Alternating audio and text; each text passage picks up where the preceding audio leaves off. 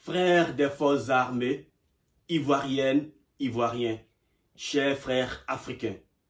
Je suis le commandant Abdoulaye Fofana des forces armées de la Côte d'Ivoire.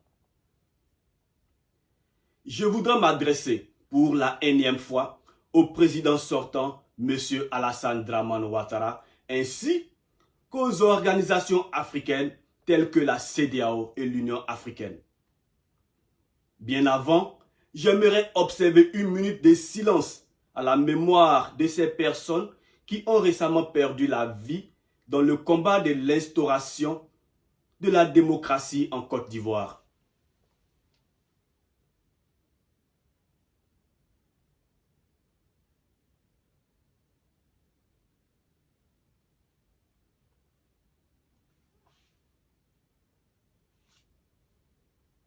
Je vous remercie. Pour commencer, Monsieur le Président sortant, Alassane Dramane Ouattara, si vous aimez réellement la Côte d'Ivoire, comme vous le prétendez, vous devriez entendre le cri de cœur du peuple ivoirien qui vous demande non seulement de respecter la Constitution dans son intégralité, mais aussi de la faire respecter selon le serment que vous aviez prêté. De ce fait, vouloir briguer un troisième mandat présidentiel vous est strictement interdit par cette même Constitution. Dû au climat socio-politique délétère qui engendre un état d'instabilité, le peuple de Côte d'Ivoire impose le report de la date de l'élection présidentielle et demande une démarche de dialogue élargie à toute la classe politique afin d'établir des règles électorales crédibles, transparentes, inclusives et acceptées par tous pour aboutir à des élections apaisées. Monsieur Ouattara, les Ivoiriens dans toute leur diversité vous prient de préserver leur avenir qui s'est assombri depuis l'annonce de votre candidature pour ce troisième mandat qui, pour le préciser, est anticonstitutionnel. À ce jour, nous enregistrons déjà plus d'une quarantaine de morts et l'embrasement de plusieurs villes et villages sur l'étendue du territoire ivoirien. Monsieur Ouattara Dramane, nous vous mettons en garde contre le risque de guerre civile qui se profile sur la Côte d'Ivoire à cause de votre obstination absolue à vouloir rester au pouvoir de gré ou par force en violant les normes, règles et lois de notre pays.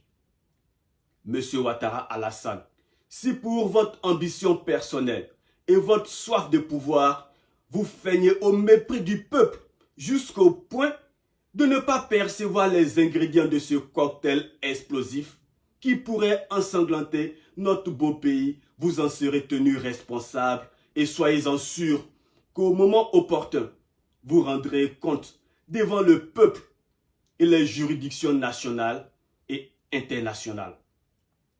Monsieur le Président sortant Alassane Dramane Ouattara, le pouvoir n'est pas éternel. N'ayez ni peur, ni inquiétude, car il existe bel et bien une vie après le mandat présidentiel.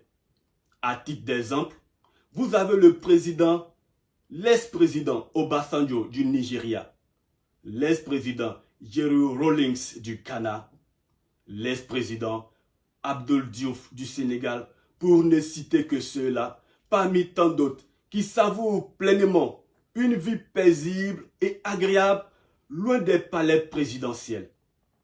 Monsieur Alassane Dramane Ouattara, ne nous voilons pas la face, car le pays va mal, en pire. Je dirais même avec certitude que nous frôlons le pire. Le temps est arrivé de regarder les choses en face, car il s'agit de préserver non seulement des vies humaines, mais surtout l'avenir de toute la nation ivoirienne dans son intégralité. Monsieur Dramane Ouattara, pour la cohésion, la paix et le bon vivre entre les enfants de la Côte d'Ivoire, il est impératif de libérer tous les prisonniers politiques, les prisonniers d'opinion, les prisonniers militaires et de permettre aux exilés de rentrer chez eux en Côte d'Ivoire afin de tous participer à la construction de l'édifice de la nation ivoirienne. Quant aux dirigeants de la CEDEAO et de l'Union africaine, votre attentisme est déconcertant. Souhaiteriez-vous que la Côte d'Ivoire entière s'embrase et ensuite venir jouer aux pompiers ou les médecins après la mort, comme nous l'avons constaté dans d'autres pays africains? Nous, le peuple de Côte d'Ivoire, vous rappelons qu'au-delà du territoire ivoirien, c'est l'ensemble de la sous-région ouest africaine qui pourrait se trouver mis à mal par ces velléités de tripatouillage des constitutions et des présidences à vie. Votre immobilisme entache profondément la crédibilité des institutions que vous êtes. De ce fait, il est important et voire même urgent d'actualiser vos procédures afin de vous ranger du côté du peuple contre leurs bourreaux, des chefs d'État irresponsables qui exposent leur nation à des souffrances inacceptables, mais pas l'inverse.